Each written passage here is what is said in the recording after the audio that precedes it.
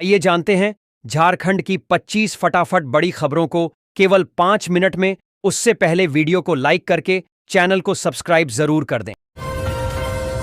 Football player Anushka मुंडा ने CM Hemant Soren से की मुलाकात। परिजनों को सरकारी मदद का दिलाया भरोसा। मुख्यमंत्री हेमंत सोरेन ने अंतर्राष्ट्रीय फुटबॉलर अनुष्का कुमारी से मुलाकात की। उन्होंने अनुष्का को नववर्ष की शुभकामनाएं दी और अंतर्राष्ट्रीय फुटबॉल में बेहतरीन प्रदर्शन के लिए बधाई दी। मुख्यमंत्री ने अनुष्का को स्पोर्ट्स किट प्रदान किया और खेल में आगे बढ़ने के लिए सरकार के पूर्ण सहयोग का आश्वासन दिया। धनबाद में बहेगी श्रीमद् भागवत कथा की रसधारा। आचार्य मृदुल कृष्ण शास्त्री करेंगे कथा। वाचन मकर संक्रांति के पावन पर्व के बाद धनबाद में 17 से 23 जनवरी 2026 तक श्रीमद् भागवत कथा की रसधारा बहेगी। गोविंदपुर के राजविलास भवन में प्रख्यात कथावाचक आचार्य मृदुल कृष्ण शास्त्री जी दिव्य कथा का वाचन करेंगे। श्रद्धालु भक्ति, ज्ञान और वैराग्य के अमृत से सराबोर होंगे। आयोजकों ने धनबाद और आसपास के सभी श्रद्धालुओं से इस भव्य धार्मिक आयोजन में शामिल होकर पुण्य लाभ अर्जित करने की अपील की है। झारखंड में बच्चों को शैक्षणिक भ्रमण और करियर काउंसलिंग कराएगी सरकार। निजी एजेंसी को मिलेगी जिम्मेदारी। झारखंड सरकार सरकारी स्कूलों के बच्चों के लिए शैक्षणिक भ्रमण, क्विज और करियर काउंसलिंग कार्यक्रम शुरू कर रही है। इन गतिविधियों को निजी एजेंसियां संचालित करेंगी, जिसके लिए झारखंड परियोजना परिषद ने चयन प्रक्रिया आरंभ की है। पीएम श्री योजना और समग्र शिक्षा अभियान के तहत विज्ञान प्रदर्शनियां और राज्य ओलंपियाड परीक्षा भी आयोजित की जाएगी, जिससे छात्रों का सर्वांगीण विकास सुनिश्चित होगा। रांची में शीतलहर का प्रकोप। 5 और 6 जनवरी को सभी स्कूल बंद रखने का आदेश। रांची में बढ़ती ठंड और शीतलहर के कारण 5 और 6 जनवरी को सभी सरकारी, गैर सरकारी और निजी स्कूल केजी से 12वीं तक बंद रहेंगे। भारतीय नागरिक सुरक्षा संहिता की धारा 163 के तहत यह निर्णय लिया गया है। हालांकि परीक्षाएं आयोजित की जा सकती हैं और 10वीं व 12वीं की कक्षाएं विद्यालय के विवेक पर संचालित होंगी। नेत्राहाट और पतरातू में बनेगा ग्लास ब्रिज। आईआईटी कानपुर से होगी शीशे की गुणवत्ता की जांच। झारखंड सरकार ने नेत्राहाट और पतरातू घाटी में ग्लास ब्रिज बनाने की महत्वाकांक्षी योजना पर काम तेज कर दिया है। नेत्राहाट के मैग्नोलिया और कोयल व्यू पॉइंट पर 2, जबकि पतरातू में 1 ग्लास ब्रिज बनेगा। आईआईटी कानपुर कांच की गुणवत्ता जांचेगा। 22 करोड़ की लागत से बनने वाले ये ब्रिज राजगीर मॉडल पर आधारित होंगे। इससे राज्य में पर्यटन को बढ़ावा मिलेगा, स्थानीय रोजगार सृजित होंगे और झारखंड को राष्ट्रीय पहचान मिलेगी। निर्माण इसी वित्तीय वर्ष में शुरू होने की उम्मीद है। विद्या भारती के स्कूलों के माध्यम से सामाजिक परिवर्तन का चल रहा है काम। देश भर के 684 जिलों में हैं। स्कूल देवराज शर्मा विद्या भारती के राष्ट्रीय महामंत्री देशराज शर्मा ने रांची में बताया कि यह एक राष्ट्रीय शैक्षिक आंदोलन है। देश भर के 684 जिलों में 24,000 विद्यालयों के माध्यम से शिक्षा के साथ साथ समाज परिवर्तन और राष्ट्र को मजबूत करने का कार्य चल रहा है। प्रचार और अभिलेखागार विभागों की सक्रियता से विद्यालयों की प्रामाणिकता बढ़ेगी। बैठक में विभिन्न पत्रिकाओं का विमोचन भी हुआ। धनबाद में बिना पद सृजन के बीएसओ की नियुक्ति, कार्मिक विभाग की गलती से मचा बवाल। धनबाद में आपूर्ति विभाग की अनदेखी सामने आई है, जहां बिना पद सृजन के ही प्रखंड आपूर्ति पदाधिकारी बीएसओ की नियुक्ति कर दी गई है। पूर्वी टुंडी, कलियासोल और एग्यारकुंड जैसे नए प्रखंडों में अभी तक बीएसओ का पद नहीं बनाया गया है। फिर भी कार्मिक विभाग ने पदस्थापना कर दी। जिला आपूर्ति विभाग असमंजस में है और मुख्यालय से आदेश का इंतजार कर रहा है। संभावना है कि यह पदस्थापना वापस ली जाएगी और पहले पद सृजित किए जाएंगे। जमशेदपुर की रगों में दौड़ रहा दूषित पानी का धीमा जहर। बढ़ रही कैंसर और हार्ट अटैक जैसी बीमारियां। जमशेदपुर और पूर्वी सिंहभूम में पानी का प्रदूषण एक गंभीर समस्या है। ड्यूक यूनिवर्सिटी के अध्ययन से पता चला है कि भूजल में यूरेनियम और भारी धातुएं तय मानकों से अधिक हैं। खनन अपशिष्ट, औद्योगिक कचरा और डंपिंग यार्ड नदियों व भूजल को दूषित कर रहे हैं। इससे गुर्दे की विफलता, कैंसर, फ्लोरोसिस और अन्य बीमारियां फैल रही हैं, जो क्षेत्र के निवासियों के स्वास्थ्य के लिए बड़ा खतरा है। 8,500 सीटों के लिए 1 लाख आवेदन। कल से शुरू होगी स्कूलों की लॉटरी। 17 को रिजल्ट। जमशेदपुर के निजी स्कूलों में नर्सरी, एलकेजी, यूकेजी प्रवेश के लिए लॉटरी प्रक्रिया 5 जनवरी से 15 जनवरी तक चलेगी। लगभग 1 लाख आवेदनों के मुकाबले 8,500 सीटें उपलब्ध हैं। शिक्षा विभाग की सख्त निगरानी में यह प्रक्रिया पारदर्शी तरीके से होगी, जिसके परिणाम 17 जनवरी को घोषित किए जाएंगे।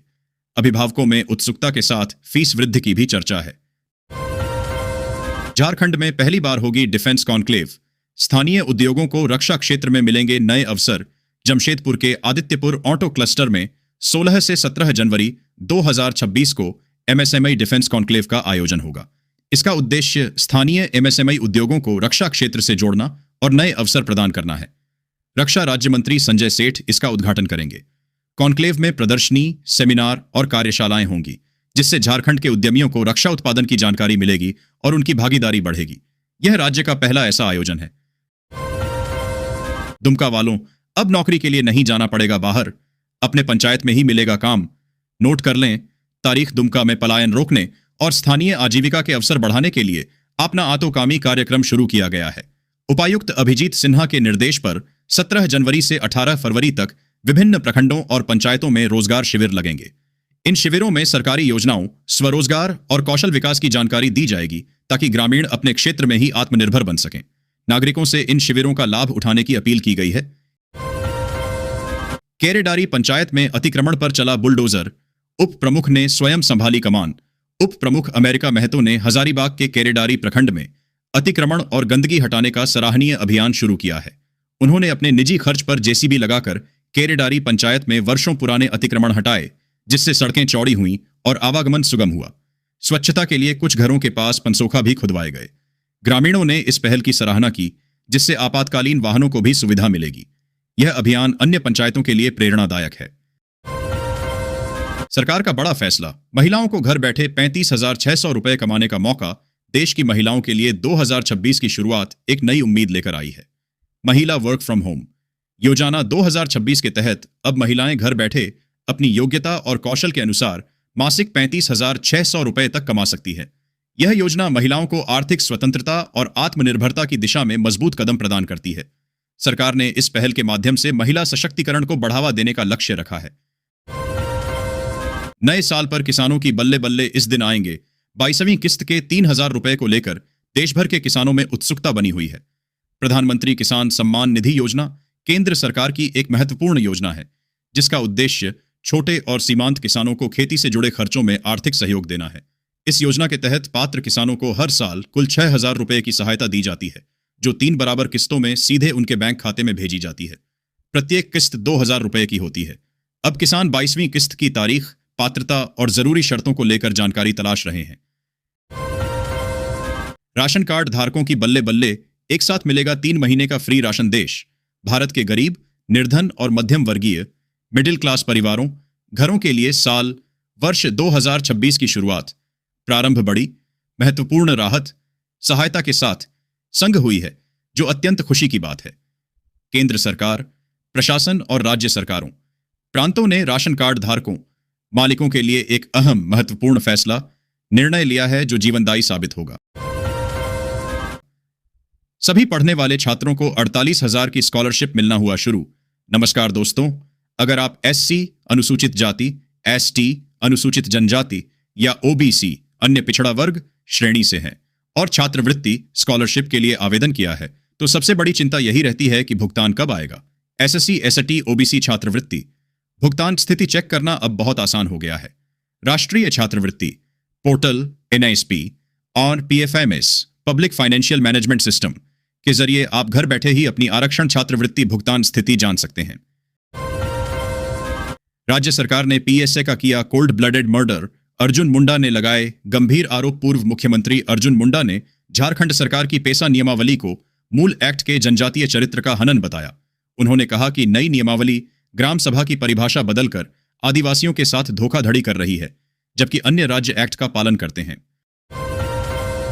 मशरूम का बिस्कुट और अचार।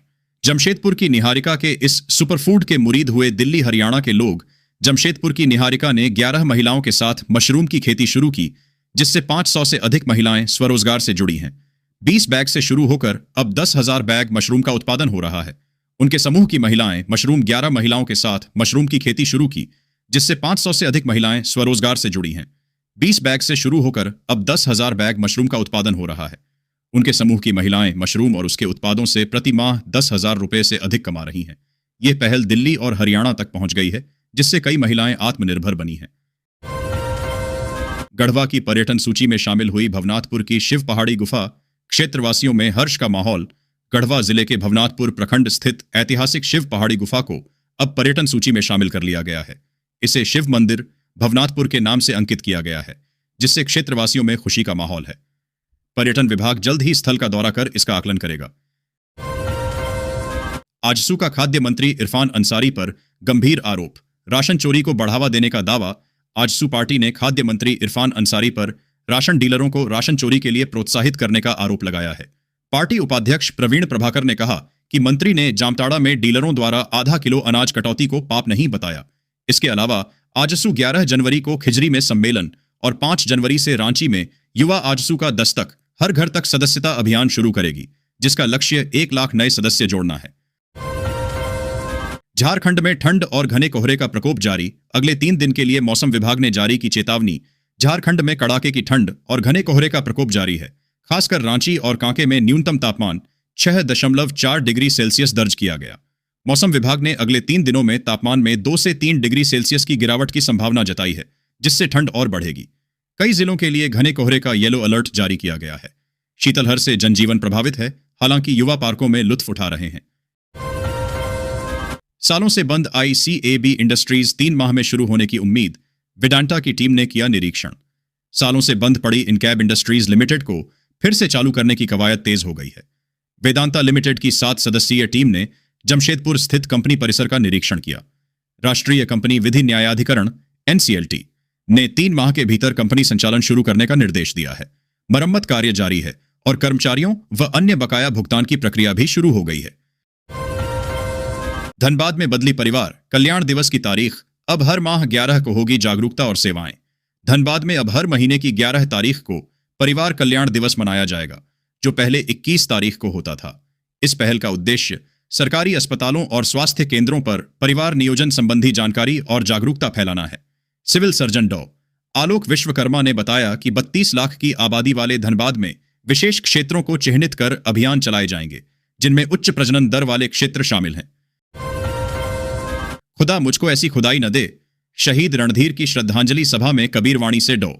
भारतीय बंधु ने छू लिया हर दिल। धनबाद में 3 जनवरी को शहीद IPS रणधीर वर्मा की पुण्यतिथि मनाई गई। पद्मश्री डॉ. भारतीय बंधु ने रणधीर वर्मा चौक पर कबीर के मधुर भजन प्रस्तुत किए, जिससे माहौल भक्तिमय हो गया। हालांकि कार्यक्रम के दौरान कुछ लोगों की अधीरता और व्यवधान ने आयोजकों को परेशान किया। डॉ.